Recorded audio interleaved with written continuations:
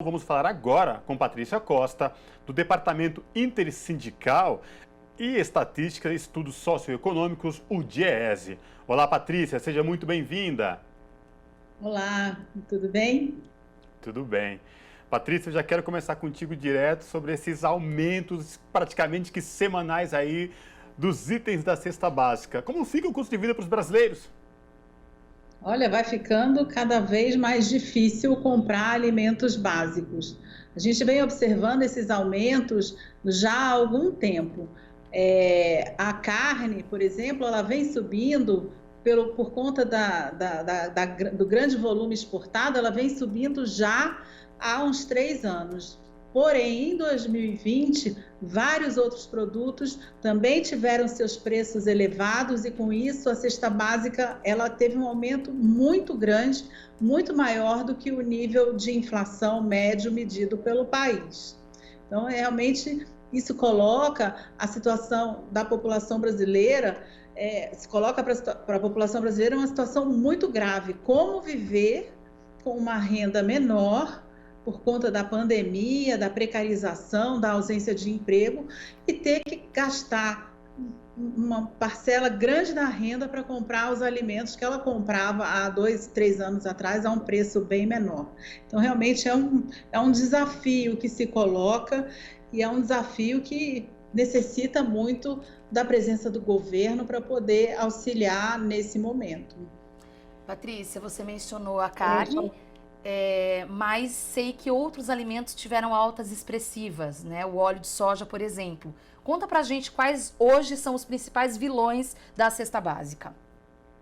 Então, se a gente olhar ao longo de 2020, a gente vai perceber que a gente tem alguns vilões. O arroz foi um deles, um crescimento ele quase que dobrou de preço em 2020. O óleo de soja, ele mais do que dobrou. Aquela coisa de você comprar uma lata de soja a R$ 2,50, R$ 3, hoje isso não acontece mais. Vai pagar 5, 6, 8, dependendo do óleo de soja e dependendo do supermercado onde você for. Então, esses produtos, arroz, feijão, a carne, o leite, que são os produtos essenciais, e aí também a farinha de trigo, o pão, eles tiveram aumentos muito grandes ao longo de 2020, no momento de pandemia. Então, se a gente buscar as causas desses aumentos, elas não estão no maior consumo, elas estão sim do lado da oferta. Esses produtos de qualidade, todos eles foram mandados para fora do país.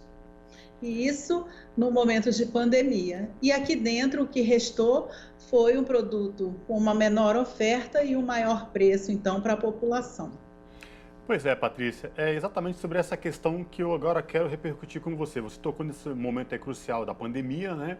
E milhões de brasileiros desempregados. E aí, se não tivesse aquele auxílio emergencial obrigado lá atrás, que o governo, em princípio, queria um preço bem menor, e aí uma articulação de senadores e deputados, o auxílio emergencial foi para R$ 600. Acabou no final do ano e agora se discutiu, foi aprovado na Câmara dos Deputados, esse auxílio que vai variar aí entre R$ 175 e R$ 250. Patrícia, o botijão de gás está em torno de R$ 100. O que a população brasileira que está desempregada vai fazer com auxílio de R$ 250? Pois é, esse é o grande desafio, porque, primeiro, a pandemia não acabou. Então, você falar no fim do auxílio ou na redução do auxílio, no momento em que se morre mais gente, em que é necessário retomar o isolamento no nível do início da pandemia, se fala então em redução do auxílio emergencial e se fala também não se fala em nenhuma medida protetiva de emprego. Então, isso é um problema. Temos uma questão. E temos uma questão que ela está muito calcada no que vem acontecendo hoje com os preços. Durante o mês de fevereiro, o que nós percebemos foi a redução do preço de leites e derivados, a redução do preço do café e do óleo de soja. Por quê? Porque o patamar está tão alto e as pessoas não têm dinheiro. Então, você não tem demanda para os produtos ofertados. Lá atrás, o auxílio emergencial ajudou as pessoas a passar por esse momento comendo. Atualmente, no ano de 2021, a pandemia segue forte, o isolamento segue necessário e os preços começam a cair, não porque o governo tomou uma medida para impedir com que o alimento saia do país, que ele fique aqui, que ele chegue mais barato. Ele começou a cair porque as pessoas estão deixando de comprar.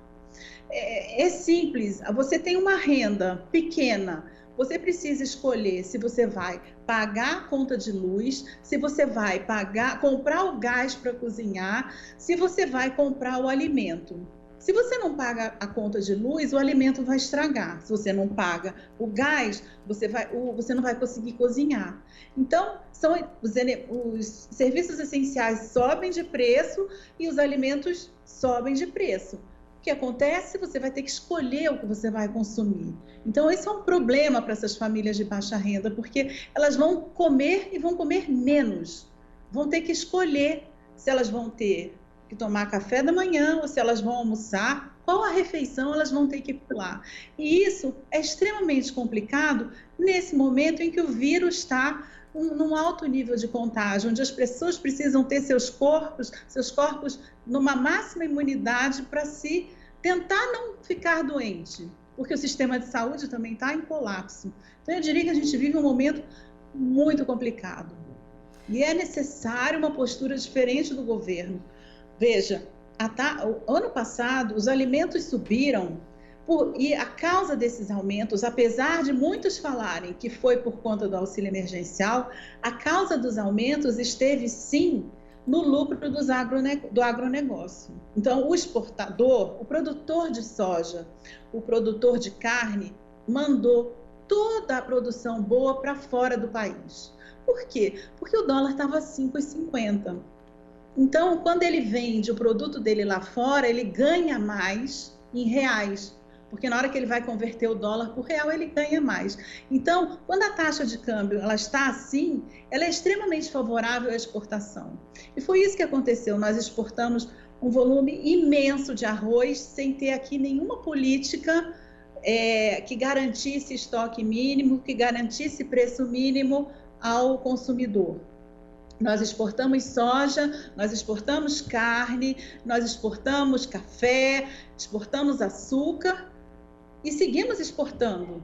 E o que acontece internamente? O preço sobe. Mas você tinha um auxílio emergencial e as pessoas estavam conseguindo comer, porque ninguém comeu mais por ganhar um pedaço da renda que ela perdeu porque perdeu o trabalho. Afinal de contas, a gente não pode esquecer que os primeiros números da pandemia mostraram uma redução de quase 9 milhões de postos de trabalho no Brasil. E agora, em 2021, os preços estão subindo, o açúcar subiu, você teve preços que subiram, mas também alguns preços caíram, porque, por exemplo, a família ela não consegue comprar o leite, o preço do leite UHT está num patamar tão alto que ela não consegue comprar com o dinheiro que ela tem. Então, é um momento crucial, é um momento importante e é necessário uma pressão em cima do governo, do Congresso, para que se decida por um valor diferente para o auxílio emergencial. Patrícia, sobre renda. Eu sei que você faz aí no Diese, coordena muitas pesquisas ligadas a essa relação da renda com o trabalho. E aí eu queria que você contasse pra gente qual seria, considerando todas essas condicionantes que você já mencionou do auxílio emergencial, do desemprego e da questão do reajuste do salário mínimo que não chegou, que não foi o suficiente, justamente por todas essas taxas que você mencionou, essa oscilação de câmbio e tudo mais. Qual seria hoje o salário mínimo necessário para uma família, para uma pessoa viver com dignidade, considerando que as contas do mês não é só comer. Comer, é claro, é uma necessidade imediata, mas tem o pagamento de aluguel, tem outras coisas. Qual seria esse valor? Hoje a gente estima um salário mínimo necessário para uma família de cerca de R$ 5.500, ou seja, 5 vezes o que se paga hoje de R$ 1.100. Então, a gente sabe efetivamente que não dá para acordar amanhã e numa canetada colocar o salário mínimo em R$ 5.500. Mas a gente já teve no passado a experiência de uma aplicação de política de valorização do salário mínimo ao longo de vários anos e sabemos também o resultado positivo que isso trouxe para a sociedade. A gente sabe quantas pessoas saíram da situação de miséria, da situação de pobreza e passaram a comprar. E essa compra que essas pessoas fizeram trouxe investimento, trouxe emprego, trouxe crescimento para o país. De forma que com esse crescimento foi possível, então, pensar em desenvolvimento, ou seja, a aplicação de outras políticas de igualdade, de melhora das condições da população brasileira.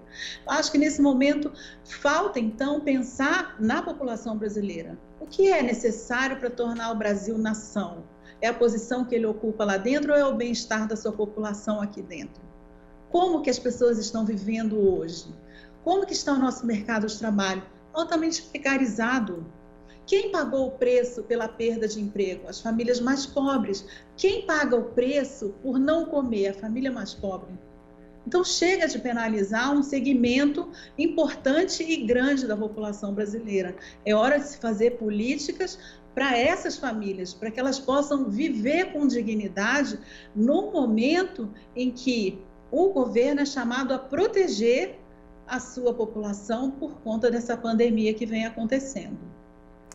Tá certo.